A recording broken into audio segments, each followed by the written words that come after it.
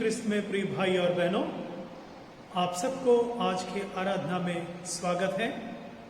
हम सब कुछ क्षणों के लिए शांत रहेंगे, अपने आप को तैयार करेंगे परमेश्वर के आराधना के लिए। सर्वशक्तिमान ईश्वर, हम आपको धन्यवाद देते हैं इस सुंदर दिन के लिए, और प्रभु आराधना करने का जो मौका हमें मिला है उसके लिए भी आपको धन्यवाद देते हैं। आपकी आराधना आत्मा और सच्चाई में हो। हम सबको आपके आत्मा के अभिषेक दिन हमारे गीतों के द्वारा, वचन के द्वारा और प्रभु संदेश के द्वारा हम आशीष पाए। प्रभु के नाम में प्रार्थना मांगते हैं, आमीन। इस समय हम लोग स्तुति आराधना करेंगे। इस स्तुति आराधना में हमें अगुवाई करने के लिए जवान लोग, अपने कलीसिया के जवान लोग उपस्थित हैं। मैं आपसे विनती करता हूं कि उन लोगों के साथ मिलकर हम परमेश्वर के स्तुति आराधना करें। सभी को जय मसीह की। परमेश्वर ने हमें सुंदर सा दिन, ये सुंदर सा समय हमारे जीवन में दिखाया और इस पवित्र रविवार में हमें उपस्थित किया, इसलिए परमेश्वर को धन्यवाद देते हैं। आइए कुछ गीतों गाकर परमेश्वर की स्तुति आराधना करें। हो तेरी स्तुति और आराधना, इस गीत को प्रार्थना पूर्वक गाकर हम परमेश्वर की स्तुति आराधना करें।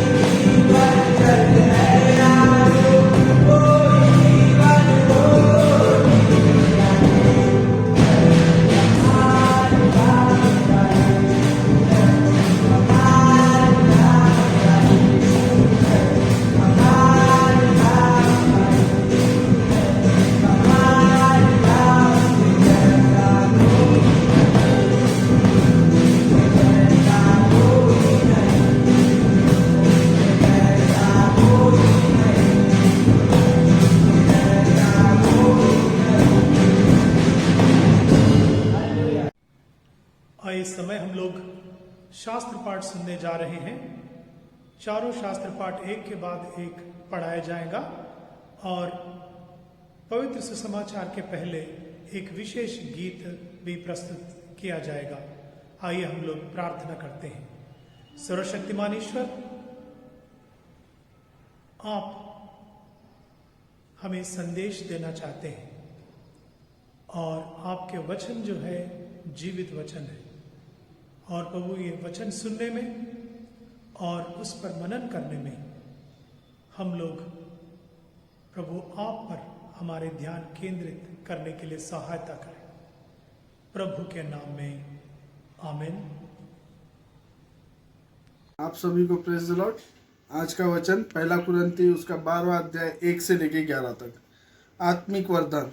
हे भाइयों, मैं नहीं चाहता हूं कि तुम आत्मिक वरदानों के विषय में अनजान रहो। तुम जानते हो कि जब तुम अन्य जाति थे तो गूंगी मूर्तियों के पीछे जैसे चलाए जाते थे वैसे चलते थे।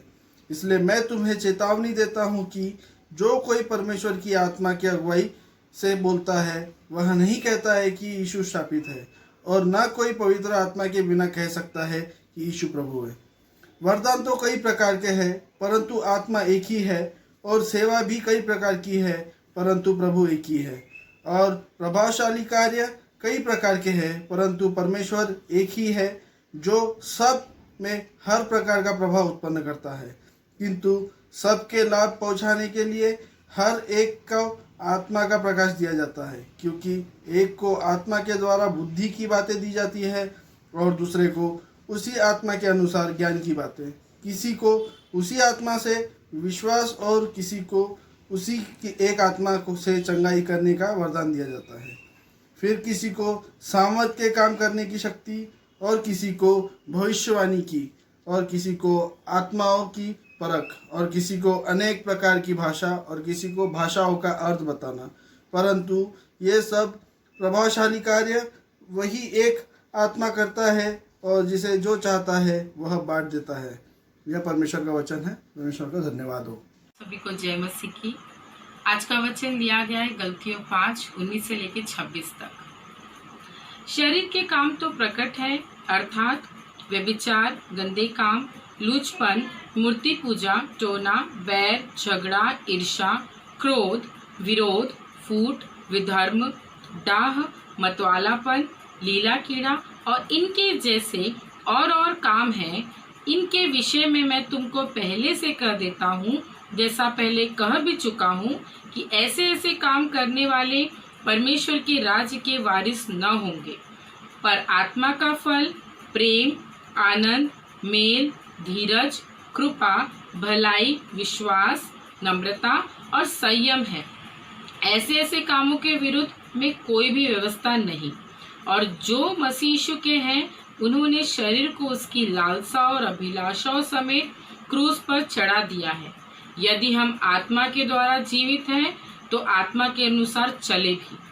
हम घमंडी होकर ना एक दूसरे को छेड़े और ना एक दूसरे से डाह करें। ये परमेश्वर का वचन है। परमेश्वर का धन्यवाद है। भजन संहिता इसका पहला अध्याय 1 से 6 तक। क्या ही धन्य है वे पुरुष जो दुष्टों की युक्ति पर नहीं चलता और न पापियों के मार्ग पर खड़ा होता और न ठट्टा करने वालों की मंडली में बैठता है, परंतु वह तो यहोवा की व्यवस्था से प्रसन्न रहता और उसकी व्यवस्था पर रात दिन ध्यान करता रहता है। वह उस वृक्ष के समान है जो बहती नालियों के किनारे लगाया गया है और अपनी ऋतु में फलता है, और जिसके पत्ते कभी मुरझाते नहीं। इसलिए जो कुछ वो पुरुष करे वह सफल होता है।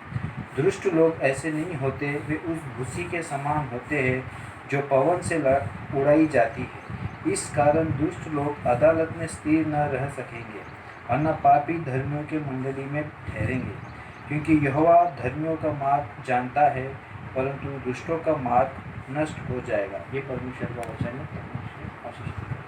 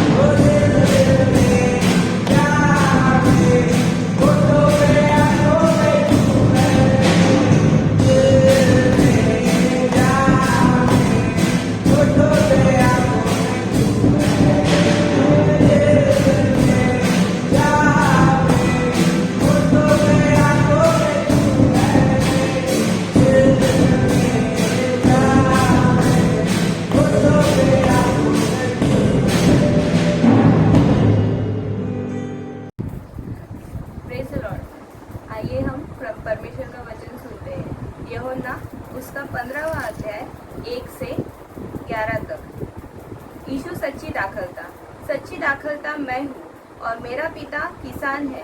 जो डाली मुझ में है और नहीं फलती उसे वह काटता डालता है, और जो फलती है उसे वह छांटता है ताकि और फले। तुम तो उस वचन के कारण जो मैंने तुमसे कहा है शुद्ध हो। तुम मुझ में बने रहो और मैं तुम में। जैसे डाली यदि दाखलता में बनी न रहे तो वह अपने आप से नहीं फल सकती, वैसे ही तुम भी यदि मुझसे बने न रहो तो नहीं फल सकते। मैं दाखलता हूँ, तुम डालियाँ हो। जो मुझ में बना रहता है और मैं उसमें, वह बहुत फल फलता है, क्योंकि मुझसे अलग होकर तुम कुछ भी न कर सकते। यदि कोई मुझ में बना न रहे तो वह डाली के समान फेंक दिया जाता और सूख जाता है, और लोग उन्हें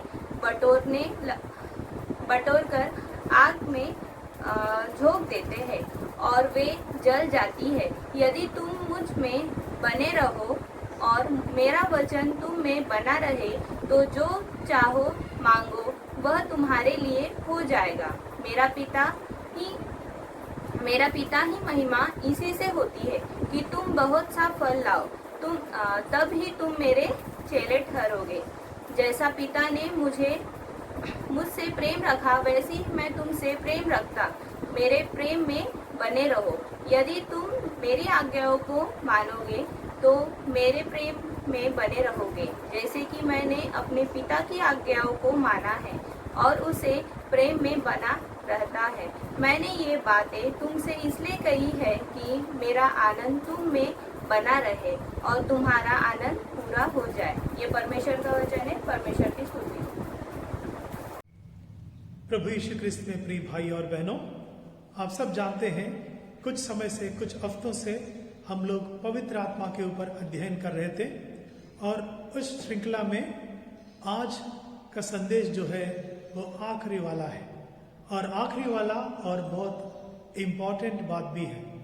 वो है कि the fruit and the gifts of the Holi spirit, पवित्र आत्मा का फल और पवित्र आत्मा का वरदान। ये इसलिए मैंने कहा कि आखिरी वाला और इम्पॉर्टेंट विषय है क्योंकि यह दैनिक जीवन में होने वाले कार्य पवित्र आत्मा के सहायता से एक विश्वासी के जीवन में होने वाले कार्य के बारे में बताता है। इसमें पहले हम लोग पवित्र आत्मा के फल, इसके बारे में हम लोग सोचेंगे। आत्मा का फल जो है वो हम गलतियों के पत्री उसका 5वां अध्याय 19 से लेकर 26वां वचन तक देखते हैं, जो शास्त्र पाठ हमारे लिए पढ़ाया गया था। और यहाँ पे पौलुस लिखता है कि शारीरिक फल क्या है और आत्मा का फल क्या है। और इसमें आत्मा के फल के बारे में बात करते हुए उन्होंने आत्मा का फल सिंगुलर शब्द इस्तेमाल किया है, एक वचन उन्होंने इस्तेमाल किया है। कई बार लोग कहते हैं कि मुझ में पवित्र आत्मा के फल होना चाहिए, मतलब बहुत सारे फल के बारे में वो सोचते हैं। पर यहाँ पे विशेष बात यह है कि पौलुस सिर्फ एक फल के बारे में बात कर रहे हैं जिसमें 9 रस शामिल हैं, जिसको मैं 9 रस के शब्द से आपको बताना चाहता हूँ। और कुछ लोग इसी को 9 ग्रेसेस, 9 तरह के कृपाएं उसमें शामिल है, ऐसा कहते हैं। जो भी हो, परंतु फल एक ही है, उसमें 9 फ्लेवर्स शामिल है। और जो 9 फ्लेवर्स जो है, 9 रस जो है, अलग अलग विषयों के बारे में जो हमारे जीवन में जरूरी है उन बातों के बारे में बताते हैं, जो मैं आपके लिए 1-2 वचन पढ़ना चाहता हूं। आप गलतियों के पत्री उसका 5वां अध्याय देखते हैं, उसमें 22वां वचन में लिखा हुआ है, पर आत्मा का फल प्रेम, आनंद, शांति, धीरज, कृपा, भलाई, विश्वास, नम्रता और संयम। ऐसा 9 विषय वहां पे लिखा हुआ है। और एक विश्वासी के जीवन में, जिनके जीवन में पवित्र आत्मा कार्य कर रहे हैं, पवित्र आत्मा उनके जीवन में शामिल है, उसका एक प्रूफ, एक नतीजा, सुंदर नतीजा ये है कि वह अपने जीवन में आत्मा के फल लाते हैं और वो 60 गुना 100 गुना ला सकते हैं। और यहाँ पे जब हम कहते हैं कि पवित्र आत्मा उनके जीवन में है, उसका यह एक सुंदर नतीजा है। इसका मतलब है कि हर व्यक्ति जो नया जन्म पाया है, उनके जीवन में पवित्र आत्मा शामिल है। पवित्र आत्मा उनके जीवन में अलग अलग लेवल पर काम कर रहे हैं और वो पवित्र आत्मा के कदमों पे उनके साथ मिलकर चल रहे हैं। जब पवित्र आत्मा के साथ हम चल रहे हैं और आत्मा के अधीन होकर चल रहे हैं, तो हमारे जीवन में जरूर ये आत्मा के फल होना चाहिए। इसका मतलब है कि हमारे लिए आत्मा का फल जो है, it is not an option. वह एक हमारे लिए हो ना हो ऐसी बात नहीं है। जरूर एक व्यक्ति के जीवन में आत्मा का फल होना है और होता है। कई बार ये फल बहुत कम परिमाण में दिखाई देते हैं। किसी के जीवन में सिर्फ 30 गुना ही दिखाई देंगे, क्योंकि उनका जीवन आत्मानुसार चल रहे हैं, परंतु हो सकता वो खुद ही इस बात को बता सकते हैं कि वो 30 गुना क्यों दिख रहे हैं।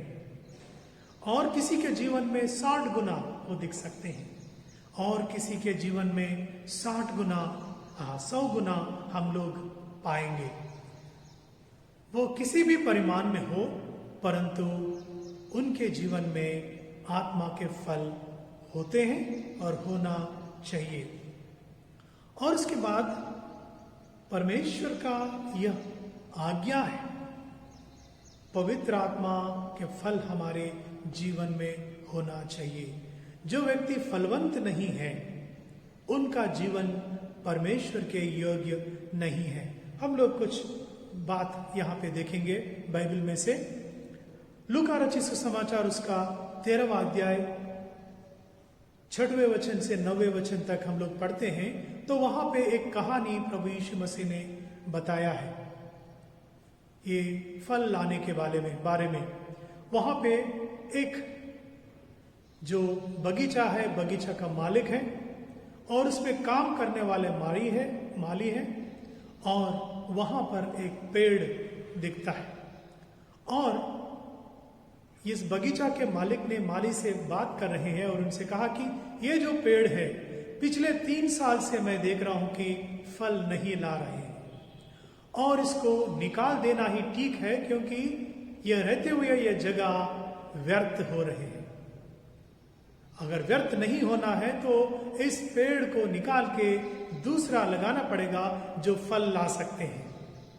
और यहां पर हम लोग देखते हैं कि ये जो बगीचा में काम करने वाला माली, उनके जो मालिक है उनसे प्रार्थना कर रहे हैं, कह रहे हैं कि 1 साल और आप इंतजार कीजिए, मैं और दुगना एफर्ट्स लगाना चाहता हूं और भी यहाँ पे मैं श्रम करना चाहता हूं, मेहनत करना चाहता हूं, ताकि ये फलवंत हो जाए। एक और चांस मिलना चाहिए।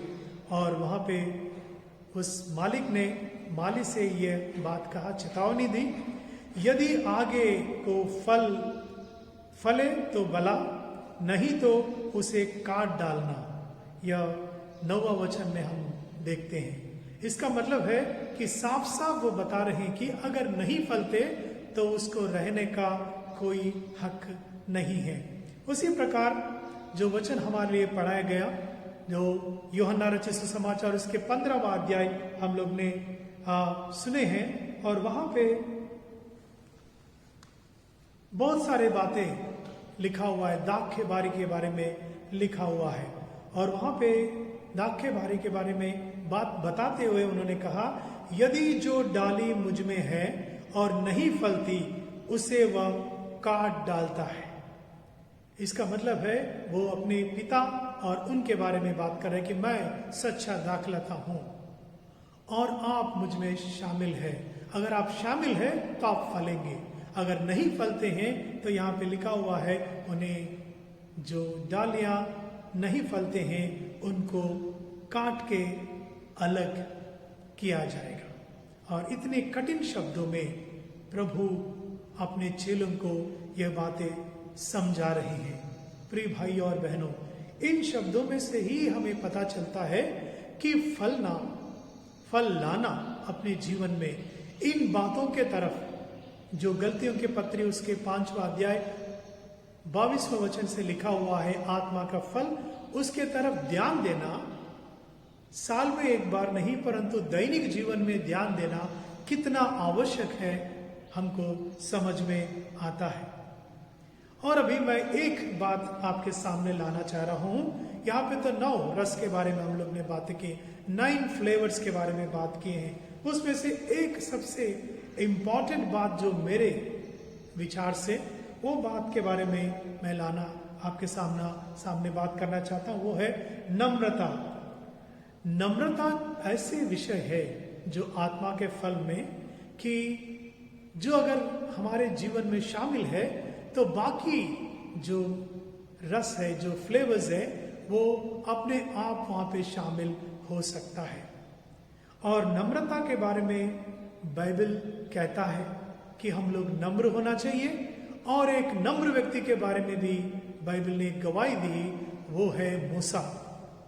मूसा एक नेता जो इस्राएलियों को चलाया, 40 साल उन्होंने उनको चलाया और कई बातें अपने जीवन में उन्होंने अनुभव किया, उनको चुराने में, उनको चलाने में, उनको परमेश्वर के कार्य को दिखाने में। इतना बड़ा नेता जो है वो एक नम्र व्यक्ति थे, जो आप और मैं नहीं कह रहे, परंतु परमेश्वर खुद उनके बारे में उन्होंने गवाही दी कि उनके जैसा नम्र व्यक्ति उनके सारे परिवार में कोई नहीं है। और नम्रता के बारे में 2 बातें मैं आपको कहना चाहता हूं कि जो नम्र व्यक्ति है वह अपने भावनाओं को अपने काबू में रखते हैं। He keeps all his emotions under his control, under her control. अगर उनके काबू में नहीं है तो इसका मतलब है वो कभी भी भड़क सकता है, कभी भी गाली गलौज कर सकते हैं, कभी भी अपने भावनाओं को प्रकट करके लोगों को चोट पहुंचा सकता है। परंतु जो व्यक्ति उनको सही मायने में अपने काबू में रखते हैं और उसी तरह पवित्र आत्मा के सहायता से अपने इमोशंस को इस्तेमाल करते हैं, वह नम्र व्यक्ति का एक गुण है, एक उनकी आइडेंटिटी है। और दूसरी बात यह है कि यह व्यक्ति में भरपूर आत्मसम्मान रहेगा, सेल्फ एस्टीम इसमें शामिल रहता है, वो भी भरपूरी से रहेगा, क्योंकि वो व्यक्ति अपने आप को वो अच्छा समझता है। इसका मतलब ये नहीं कि वो बड़ा चढ़ाकर अपने बारे में बोलेंगे, परंतु ही लव्स हिमसेल्फ, अपने से प्यार करते हैं। जो व्यक्ति अपने से प्यार नहीं करते हैं तो दूसरे को भी समझ नहीं पाते हैं। अपने आप को शारीरिक रीति से, मानसिक रीति से वो एक्सेप्ट करते हैं, as he is, as she is। और वह व्यक्ति जब दूसरों के साथ में बर्ताव करते हैं, उनको भी वो जैसे हैं वैसे एक्सेप्ट करते हैं, अंगीकार करते हैं। और वो सेल्फ एस्टीम का एक तरीका है। और जो सेल्फ एस्टीम जिनमें रहता है, आत्मसम्मान रहते हैं, वो कभी भी दूसरे को तुच्छ नहीं समझते, क्योंकि वो अपने आप को वो तुच्छ नहीं समझते हैं, क्योंकि परमेश्वर के स्वरूप में वो बनाया गया, इस बात को वो समझता है। नम्र व्यक्ति का ये क्वालिटीज है। और जब नम्रता का हमारे जीवन में एक फ्लेवर अपने जीवन में पवित्र आत्मा के फल जो है उसमें आ जाता है, तो हम लोग बाकी बातों को करने में तत्पर रहते हैं, क्योंकि नम्रता डिमांड्स ऑल दोस थिंग्स। वो सब उनमें आने का बात है। प्रिय भाई और बहनों, इसलिए मैंने इस बात के लिए आपको आपके ध्यान खींचा। और दूसरी बात जो आज हम लोग बात करने वाले हैं कि आत्मा का वरदान, आत्मा का वरदान, द स्पिरिचुअल जो गिफ्ट्स है, गिफ्ट्स ऑफ द स्पिरिट, हम लोग जो कुरिन्थियों के पत्री, पहले कुरिन्थियों के पत्री उसका 12वां अध्याय आप लोग बाद में भी ये पढ़ सकते हैं, डिटेल में आप पढ़िए। ये आत्मा के आत्मिक वरदानों के बारे में यहाँ पे डिटेल में लिखा हुआ है। और हम लोग एफिसियों के पत्री उसका 4वां अध्याय 11 से 16वां वचन तक भी इन बातों को देखते हैं। रोमियों के पत्री उसका 12वां अध्याय 6वां वचन से 8वां वचन तक भी इन बातों को हम लोग देखते हैं। कई लोग पूछते कि आत्मा के वरदान कितने हैं? मेनली दे आर 9 वरदान हम लोगों को यहाँ पे पहले कुरिन्थियों के पत्री उसके 12वां अध्याय 8 से लेकर 10वें वचन तक का हम लोग देख सकते हैं, जो हम लोग यहाँ पे देखेंगे। उनको 8वां वचन से ऐसा लिखा हुआ है, क्योंकि एक को आत्मा के द्वारा बुद्धि के बातें दी जाती हैं और दूसरे को उसी आत्मा के अनुसार ज्ञान की बातें, किसी को उसी आत्मा से विश्वास और किसी को उसी एक आत्मा से चंगा करने का वरदान दिया जाता है। ऐसे 9 बातें यहाँ पे लिखा हुआ है, 9 वरदान के बारे में लिखा हुआ है। परंतु उससे अलग और कई वरदान हम लोग बाइबल में, शास्त्र पाठ में हम लोग देखते हैं, जो हमें एफिसियों के पत्री और रोमियों के पत्री में भी लिखा हुआ है। इसलिए किसी ने कहा कम से कम 24 ऐसे बातें लिखा हुआ है जो वरदान आत्मा से, पवित्र आत्मा से हमें दी जाती हैं, हमारे जीवन को भला जीवन करने के लिए, अच्छे जीवन बनाने के लिए और परमेश्वर के सेवकाई करने के लिए। इसमें सबसे पहली बात मैं आपसे कहना चाहता हूं कि आत्मिक वरदान जो है प्रभु के इच्छा से दिया जाता है, कोई इंसान की इच्छा से नहीं, परंतु केवल और केवल परमेश्वर की इच्छा से ये दी जाती हैं, जो हम लोग पहले कुरिन्थियों के पत्री उसका 12वां अध्याय 11 वचन में हम पढ़ते हैं। परंतु ये सब प्रभावशाली कार्य वही एक आत्मा करता है और जिसे जो चाहता है वह बांट देता है। एक एक को ये बांट कर देते हैं कि वरदान। यहाँ पर चर्चा जो है पौलुस परमेश्वर के, प्रभु यीशु मसीह के शरीर के बारे में कर रहे हैं, जो कलीसिया है। कलीसिया के बारे में बात करते हुए उन्होंने आत्मिक वरदानों की चर्चा की है। और जब कलीसिया में अलग अलग लोग हैं, परमेश्वर पवित्र आत्मा के द्वारा अलग अलग वरदान उनको बांट कर देते हैं, ऐसा वो कह रहे हैं। और इसी बात को हम लोग मत्ती रचित सुसमाचार में प्रभु यीशु मसीह अपने चेलों से उन्होंने कहा कि वहां पे हम लोग तोड़ों के बारे में देखते हैं। तोड़ों के जो उपमा उन्होंने दिया है कि 25वां अध्याय 15वां वचन से हम लोग 14वां वचन से हम लोग वहां पे पढ़ते हैं कि एक स्वामी अब वो दूर देश जाते हुए उन्होंने अपने सेवकों को बुलाकर तीनों को किस तरह अपने संपत्ति को बांट के दिया, तोड़े उनको दिया है, ऐसा वहां पे लिखा हुआ है। और वो 15वां वचन में लिखा है, उसने एक को 5 तोड़े, दूसरे को 2 और तीसरे को 1, अर्थात हर एक को उसके सामर्थ्य के अनुसार दिया। किसने ये फरका, ये इतना सामर्थ्य है कि नहीं, इनको कितने तोड़े देना है, ये स्वामी, उनके जो मैनेजर है, उन्होंने, जो ओनर है, उन्होंने डिसाइड किया है।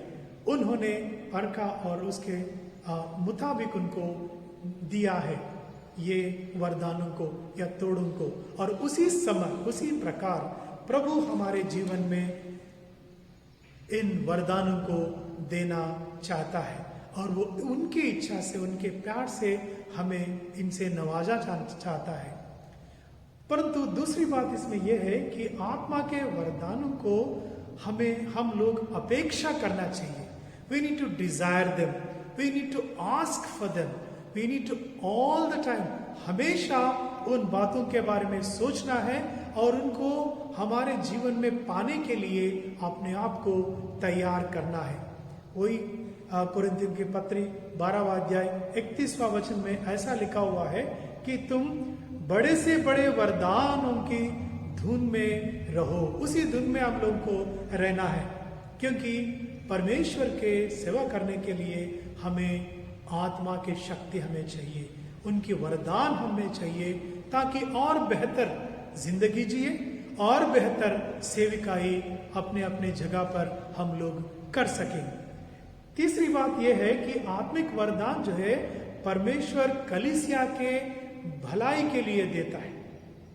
जो बात मैंने अभी कह चुका हूं कि पौलुस ने कलीसिया के बारे में बातें करते हुए उस कॉन्टेक्स्ट में, उस संदर्भ में वह इन बातों को उनके लोगों से कहा, कलीसिया से कहा कि आत्मा के वरदान क्या है, किस तरह उसकी अपेक्षा करना है, कैसे उनको दी जाती है।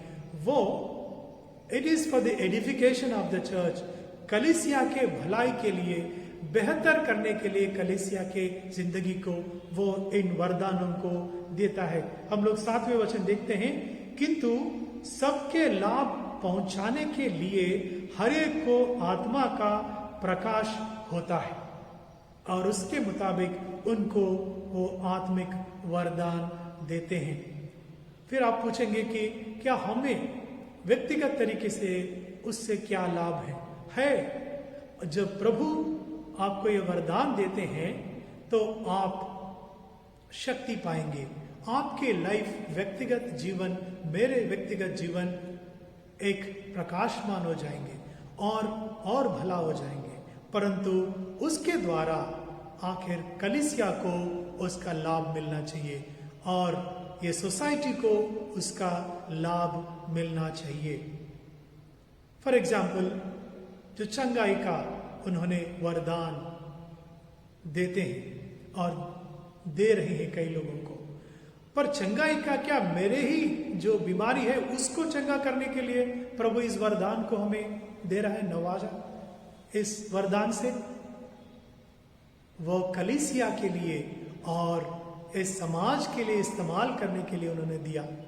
मुझे बहुत सारे जो चंगा करने वाले सेवक मैं जानता हूं और उनके जीवन में कई प्रकार के बीमारियां शामिल थे, पर उन्होंने भरपूरी से इस सेवकाई को उन्होंने किया। हजारों लोग, लाखों लोग उनके सेवकाई से चंगाई पाया है। इसका मतलब क्या है?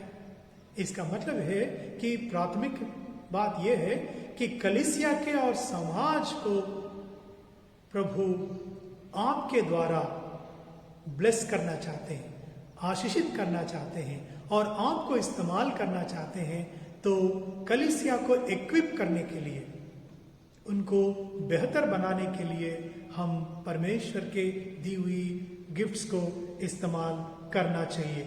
आखिरी बात मैं आपको बताना चाहता हूं कि आत्मिक वरदान को अनदेखा नहीं करना और हम लोग उन वरदानों को प्रकाश में लाना बहुत जरूरी है। कई बार हमें खुद मालूम नहीं है कि यह वरदान हम में है। कई लोग उसको फर्क कर आपको बताते हैं कि आप में यह वरदान प्रभु ने दिया है। आपको मानना है, आपको सोचना है और फर्कना है कि प्रभु वो वरदान आपको दिया कि नहीं, और आपके जो एक्सपीरियंस है, आपके अनुभव में वो बात आपको समझ में आता है। हम लोग तिमोथी और पौलुस के बीच के संबंध के बारे में बात करते हैं। जब तिमोथी को ये बातें बताते हुए उन्होंने कहा कि पहले तिमोथी के पत्री उसका 4 अध्याय 14 वचन में उस वरदान के प्रति जो तुझ में है निश्चिंत मत रहो, आप अनदेखा ना करना, क्योंकि प्रभु ने आप में दिया है। मैं जानता हूं, पौलुस जानते हैं कि तिमोथी में वह वरदान है और उनको बार बार ये बात को याद दिला रहे कि वह उनको अनदेखा ना करे।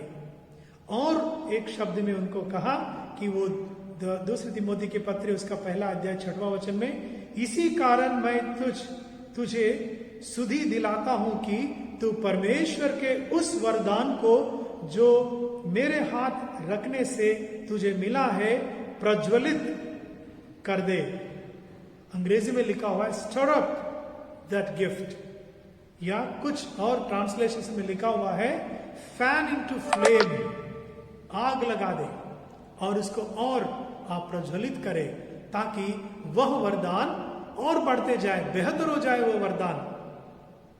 क्योंकि अगर ज्ञान की प्रभु ने आपको वचन दिया है, वो बेहतर बनाने के लिए आपको परमेश्वर का वचन पढ़ना है और उसके अभ्यास करना है, तभी जाके जो गिफ्ट प्रभु ने आपको दिया है, वरदान दिया है, वो काम में आएंगे और उससे परमेश्वर का महिमा होगा। और इसलिए हम लोग फिर एक बार वो कहानी के बारे में याद दिलाते हैं कि मत्ती रचित सुसमाचार में जो तोड़ों के बारे में, उन्होंने जो व्यक्ति 5 तोड़े लिए और उन्होंने जब डबल बनाया उसको 100% रिजल्ट्स लाया उन्होंने, 100%, जब उनको और 5 तोड़े उन्होंने दे दिया है। और प्रभु जैसे जैसे आप अपने प्रभु दिया हुआ जो वरदानों को इस्तेमाल करेंगे, प्रभु उसको बेहतर बनाएंगे और भी बहुत सारे वरदान आपको देकर प्रभु आपको आगे बढ़ाएंगे। इसका मतलब ये नहीं कि आज मेरे पास एक गिफ्ट प्रभु ने दिया है तो मैं मरने तक वही एक गिफ्ट मेरे पास रहेंगे ना। कई लोगों का यह विटनेस है कि उन्होंने जब सेविकाई शुरू किया या जब प्रभु को उन्होंने जाना कि उनमें कुछ भी उन्होंने पाया नहीं था, सिर्फ वो गा सकते थे, पर आज वो बजा सकते हैं, वो परमेश्वर का वचन दे सकते हैं, वो गवाही दे सकते हैं और चंगा कर सकते हैं और कई ऐसे गिफ्ट्स प्रभु ने उनके जीवन में दिया है। प्रभु में प्रियो, आप वरदानों के बारे में सोचते हुए मैं चाहता कि हम लोग एक वरदान हमेशा प्रभु से मांगे। वो वरदान ये है कि ज्ञान, प्रभु ने ज्ञान प्राप्त करवाता है वचन में और हमारे जीवन में भी। शलमोन राजा के बारे में आप जानते हैं, जब उनको चुना तो उन्होंने ज्ञान देने के बाद उन्होंने कहा कि मुझे विजडम, आई नीड विजडम। जब परमेश्वर ने ज्ञान उनको दिया तो उसके साथ साथ में सभी बातें उनके जीवन में आ गई। हम लोग कई बार दूसरे बहुत सारे गिफ्ट्स, वरदान जो लोगों के सामने दिख सकते हैं, उनके पीछे चले जाते हैं। पर मैं पर्सनल में व्यक्तिगत तरीके से मैं चाहता हूं कि परमेश्वर हमें ज्ञान से नवाजे, एक गिफ्ट के तरीके से हमें एक स्पेशल विजडम प्रभु दे, ताकि परमेश्वर के सामने हमारी जिंदगी को और उनके सेविकाई को बेहतर तरीके से हम कर सकें। और मैं फिर एक बार आपसे विनती करता हूं कि ये सब जो हम लोग ने पवित्र आत्मा के बारे में अध्ययन किया, वह सब YouTube में है। पहले दिन से लेकर आप जब कभी आपको समय मिलता है तो आपको उनको रेफर करके ये जो 7-8 जो विषय हम लोग ने बात किया है, अध्ययन किया है पवित्र आत्मा के बारे में, आप उनको स्टडी कर सकते हैं, बार बार सुन सकते हैं। प्रभु आपको आशीष दे। आमीन। इस समय मैं आपके साथ कुछ बातें बताना चाहता हूं, कुछ नोटिसेस भी आपको देना चाहता हूं। सबसे पहली ये बात है कि हम सब अभी भी लॉकडाउन में हैं, अपने अपने परिवारों में हैं और ऑनलाइन सर्विस में भाग ले रहे हैं। कई लोग, मैं जब उनको विजिट किया तो मुझसे कहे कि यहाँ इंटरनेट ठीक से नहीं चलने के कारण वो 11 बजे नहीं देख पा रहे हैं। तो मैं उनसे कहा कि वो उसको डाउनलोड करने के लिए रख दें और आराम से बाद में सब मिलकर बैठ के देख सकें, क्योंकि ये हमेशा के लिए ये हमारे जो YouTube है उसमें रहने वाला है। इसलिए आप चिंता करने की ज़रूरत नहीं है, डाउनलोड होने के लिए रख दीजिए। आपके बच्चों से आप बताइए और वो आपको डाउनलोड करके दे देंगे और आप उसमें भाग ले सकते हैं। दूसरी बात, मैं लगातार आपसे विनती कर रहा था कि जवानों के लिए जो ऑनलाइन सर्विस और बाइबल स्टडी शुरू करने जा रहे हैं, और इस हफ्ते में ज़रूर वो उसका शुरुआत होगा, और आप लोग उसके लिए और भी प्रार्थना कीजिएगा। और तीसरी बात ये है कि आने वाले शनिवार को रात में हम लोग उपवास प्रार्थना करने वाले हैं, और चर्च के ऑफिस में 10-12 लोग मिलके प्रार्थना में रहेंगे, सोशल डिस्टेंस के साथ में, और मास्क लगा के सभी नियमों का पालन करते हुए हम इस प्रार्थना में लगे रहेंगे। और आप लोग अपने अपने घरों में उसी समय शाम को हम लोग 9 बजे से इस प्रार्थना का शुरुआत करेंगे, तो आप अपने घरों में रहकर इस प्रार्थना में भाग ले सकते हैं। कृपया नोट करिए, यह उपवास प्रार्थना है, आपको उपवास रखना पड़ेगा इस प्रार्थना में भाग लेने के लिए। हमारे कलीसिया के बहुत सारे ज़रूरतें हैं, बहुत सारे ऐसे जो पिछले कुछ हफ्तों में घटनाएं हुई हैं, मृत्यु हुए हैं, जिन लोगों को, उनके परिवारों को हमें प्रभु के पास लाना है और परमेश्वर के सहायता हमें मांगना है। और कई ऐसे काम हैं जो हमें आगे चलकर कलीसिया के लिए करना है, तो परमेश्वर का शक्ति और उनके मार्गदर्शन हमें भरपूरी से चाहिए, तो हम लोग प्रार्थना में लगे रहेंगे। और आखिरी वाला सूचना ये है, जैसा मैं पिछले कई हफ्तों से आपको ये बात सूचित करते आ रहा हूँ कि आपको अपने मंथली कंट्रीब्यूशन देना पड़ेगा। अगर अभी तक आपने नहीं दिया तो आप इस्राएल मंत्री से पता लगाइए कि आपको अभी कितना देना है, और उसी प्रकार आप देकर यहाँ आके दे सकते हैं, या जब अनिल जान आपके पास आते हैं उनके हाथ में दे सकते हैं, और आपको रिसीट इशू किया जाएगा। और उसके बिना आपका नाम वोटर्स लिस्ट में नहीं आता, ये सब जानते हैं। और मैं एक और बात आपको बताना चाहता हूँ, हम लोग प्लेज फॉर्म्स भर रहे हैं। कई साल पहले यह काम करने के लिए शुरू किया, पर पूरा नहीं हुआ कलीसिया में, और प्लेज फॉर्म्स के बेसिस पे ही हमारा जो वोटर्स लिस्ट बनता है, मतलब आप कितना प्लेज कर रहे हैं और उसी प्रकार आप हर महीना कंट्रीब्यूट कर रहे कि नहीं, वो हमारे लिए एक बेस है। तो इसलिए परिवार के सभी जो लोग प्रभु भोज लेते हैं, वो सबको यह फॉर्म अलग अलग से भरना पड़ेगा। और कई लोगों से मैं खुद आके मिल रहा हूँ, और आप लोग ध्यान दीजिए, और परमेश्वर के महिमा के लिए, कलीसिया के ज़रूरतों के लिए यह काम करना बहुत ज़रूरी है। बहुत बहुत धन्यवाद। इस समय हम लोग परहित निवेदन में जाएंगे, और परहित निवेदन में हम लोग सारी दुनिया के लिए, अभी जो चलने वाली बीमारी कोविड-19, इसके लिए, और इस रोगग्रस्त लोग जो गए उनके लिए, उनके परिवारों के लिए, और हमारे देश के लिए, देश की परिस्थिति उसके लिए, और उसी प्रकार हमारे कलीसिया के जो ज़रूरतमंद लोग हैं उनके लिए भी इस परहित निवेदन में याद करेंगे। जाति के लिए प्रार्थना करें और अपनी प्रार्थनाओं को प्रभु यीशु मसीह के निरंतर निवेदन के साथ अर्पित करें। हे पिता, हम प्रार्थना करते हैं कि समस्त संसार में न्याय और शांति स्थापित हो और प्रत्येक व्यक्ति भरपूर जीवन प्राप्त करे। हे दयावान प्रभु, हमारी प्रार्थना सुनो। उन सब लोगों के लिए जो इस गांव नगर में रहते हैं, उन सब बातें को दूर करने के लिए जिनसे आपसी फूट और झगड़े होते हैं, और हमारे देश की सच्ची एकता बढ़ती के लिए हे दयावान प्रभु, हमारी प्रार्थना सुनिए। उन सब लोगों के लिए जो कृषि, उद्योगी अथवा व्यापार में लगे हुए हैं, सब मजदूरों और कारीगरों के लिए, और उन सबके लिए जो हमारे देश की रक्षा करते हैं, नेवी, एयरफोर्स, सिक्योरिटी गार्ड और पुलिस लोगों के लिए, और WCL ड्यूटी आने जाने वालों के लिए हे दयावान प्रभु, हमारी प्रार्थना सुनो। अध्यापकों और छात्रों, वैज्ञानिकों, लेखकों और कलाकारों और उन सब व्यक्ति के लिए जो अन्य लोगों की विचार और भावनाओं को प्रभावित करते हैं। हे दयावान प्रभु, हमारी प्रार्थना सुनिए।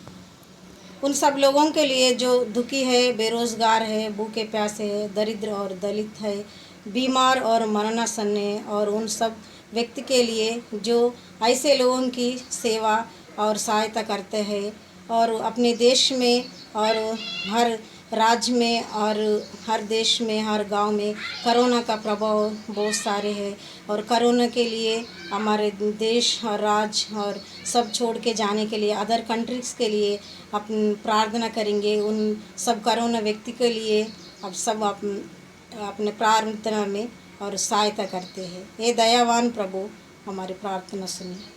हमारे तथा अन्य देश के सब शासनों के लिए, विशेषकर हमारे राष्ट्रपति, प्रधानमंत्री, इस राज्य के राज्यपाल और मुख्यमंत्री और उनके लिए भी जो लोग पर किसी प्रकार की अधिकार रखते हैं, हे दयावान प्रभु, हमारी प्रार्थना सुनिए। संपूर्ण मसीह समाज की एकता और मेल मिलाप के लिए और समस्त संसार में उनकी गवाही और सेवा कार्य के लिए, हे दयावान प्रभु, हमारी प्रार्थना सुनिए। भारत में आपकी समस्त कलीसिया के लिए, उसकी परिषद तथा अगुओं, विशेषकर हमारे प्रमुख धर्माचार्य, दक्षिण भारत की कलीसिया के प्रमुख धर्माचार्य और मार्तोमा कलीसिया के मेट्रोपॉलिटन हमारे धर्माचार्य, हमारे पुरोहित, हमारे बिशप शरद गायकवाड़ के लिए हम प्रार्थना करेंगे, और आपकी कलीसिया के सब अन्य धर्मों के लिए सेवा और चलने के लिए अपनी सेवा करें। हे दयावान प्रभु, हमारे प्रार्थना यह वरदे किया आपके उन सब भक्त के साथ जिन्होंने अपने जीवन में सच्चाई से आपकी सेवा किए है, अभी आपके राज्य के शाश्वत आनंद में सौभाग्य हो सके। हे दयावान प्रभु, हमारी प्रार्थना सुनिए। हे स्वर्गीय पिता, अपने राज्य को सुगठ कीजिए और हमारी प्रार्थना को सुनिए। हम आपके पुत्र, अपने प्रभु और उद्धारकर्ता यीशु मसीह के नाम से ये मांगते हैं।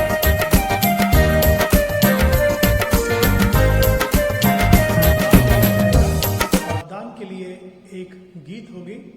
गीत के समय आप लोग अपने परिवारों में बैठकर ही जो एनवेलप आप हमेशा इस इतवार के ऑफिटरी देने के लिए, दान देने के लिए रखते हैं, उसमें सभी परिवार के सदस्य आपके ऑफिटरी दान डाल के आप खुद आके यहाँ पे वीक डेज में दे सकते हैं, या हमारे कलीसिया के कर्मचारी मिस्टर अनिल जॉन आपके पास जब आते हैं उनके हाथ में भी आप इस एनवेलप को दे सकते हैं। इस समय गीत होगी। जिंदगी ये मेरी है तेरी अमानत, जब तलक सांस है मैं करूँ तेरी इबादत। जिंदगी कर दिया तेरे नाम यीशुआ, जिंदगी कर दिया तेरे नाम, जिंदगी कर दिया तेरे नाम यीशुआ, जिंदगी कर दिया तेरे नाम। चला जा रहा था